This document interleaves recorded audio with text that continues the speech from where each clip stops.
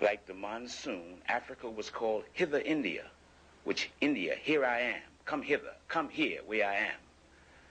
And they would get on the ocean and get in the wind. This is where the phrase get in the wind come from your previous life. The Africans of Asia got to Asia by getting in the wind. This is confirmed from the 1st century. The Greeks knew how they got to Asia, the wafting sailors. They call it the divine ship of salvation. The Mans, when they would arrive in Asia and when they would leave Asia. The Japanese badge of nobility is called a man. The monsoon, the monastery, Mani, is identified with the black man of Asia. And the largest statues on the planet Earth located in Asia are depictions of the Buddha, the black man, the Jinnah. His hair confirms who he is. This is the largest statue in China and the largest statue on Earth depicting the black man. The oldest and largest manifestations of God, like this image of the Buddha in Thailand and Southeast Asia, are representations of the black Africans of Asia. There are no other statues or monuments of antiquity that precede them. They manifest themselves on earth and prove life after death. This from Ceylon or Sri Lanka, showing the Buddha, thousands of years old. They are the largest statues on earth representing the black people of Asia, or the black man of Asia, the one who comes back from the dead to prove immortality.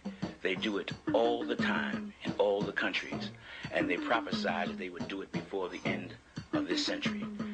This is the largest statue in Sri Lanka, the largest statue in China, the largest statue in India, the largest monolithic statue on earth, the genie, the one who comes back from the dead, carved in solid rock 70 feet high. The largest monolithic statue on earth is the black man, and it is not in Africa, but it is in Asia.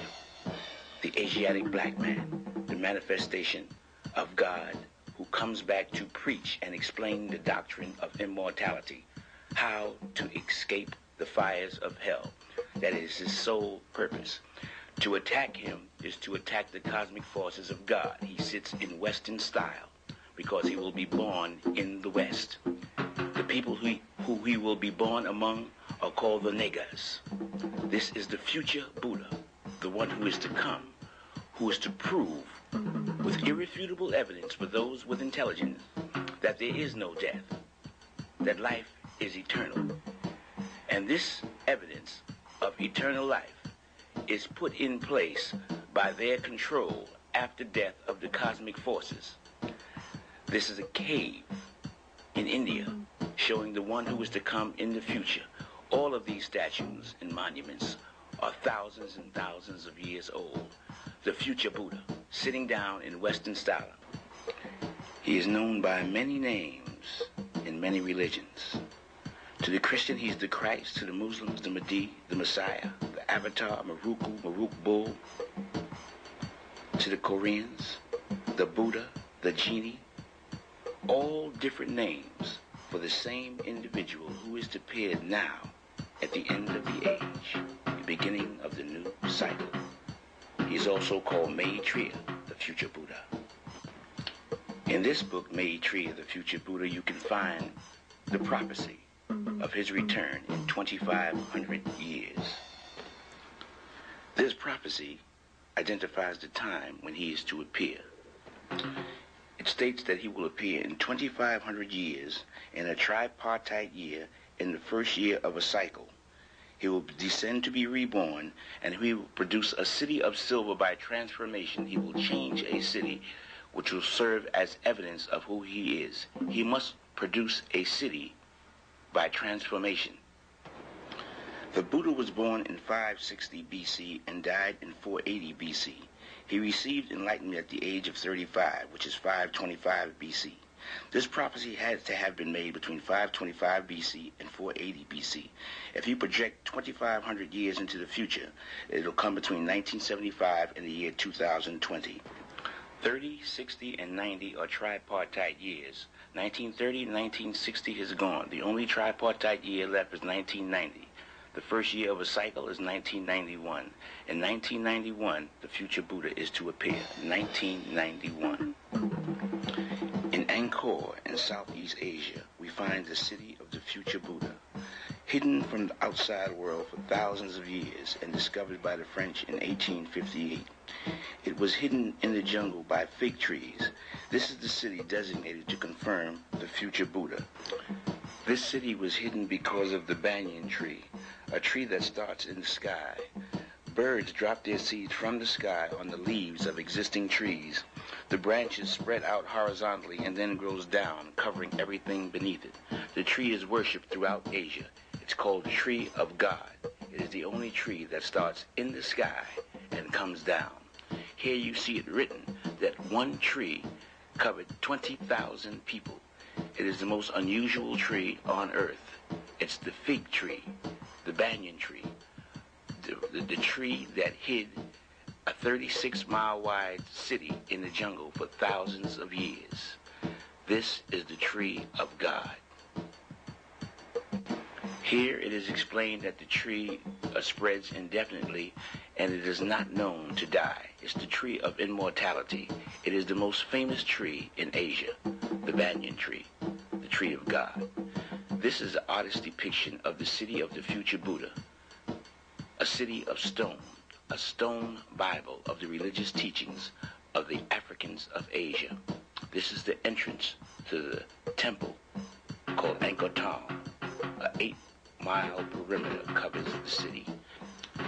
This picture shows you how the tree starts in the sky and the roots come down, covering that face which you see. Those are roots from the tree which started in the sky, covering the face on a tower. There are 50 towers in this city with faces of the future Buddha. This is a close-up on the future Buddha's face with the roots which started in the sky and came down to cover it. The fig tree. This is a picture of that particular city, a map showing you a 36-mile perimeter. And there's a 7-mile perimeter around this city of Angkor Thom. This is the city which we will focus on, the Bayonne, the central temple of Angkor Thom. This city is viewed as a Bible, a sermon in stone. As you can see, it was built by men to confirm and serve as evidence, irrefutable evidence, of the future Buddha. That the Africans of Asia who built this here, they knew and wrote the future before it happened, and that the future Buddha would use these stone images of himself, these 50 stone-faced towers, skyscrapers in the sky, stone monuments, a Bible on the walls to confirm his identity, hidden in the jungle for thousands of years. Even though the city was sacked of its riches when it was discovered by the French, it still bears testimony to the teachings of the black people, the Africans of Asia. These stone-faced monuments are depictions of the one to come. There are 50 towers telling you that this one, the future Buddha, who you see here, would be in a tower. The 50 towers representing the 50 states of the United States before they were ever discovered. The lions on the outside also bear testimony, since there are no lions in Asia. The lions came from Africa. These are African lions. This map shows you all the animals of Asia. The lion is not an indigenous animal. The tiger is.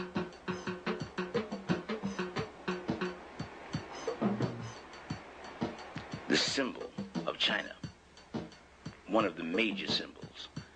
It's the symbol of the Asia Society for all the people of Asia, the lion, testimony to the influence of the Africans of Asia.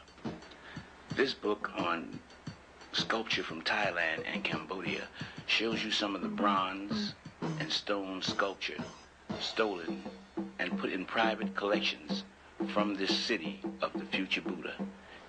These were inside the temples and taken out by the colonial powers and put in private collections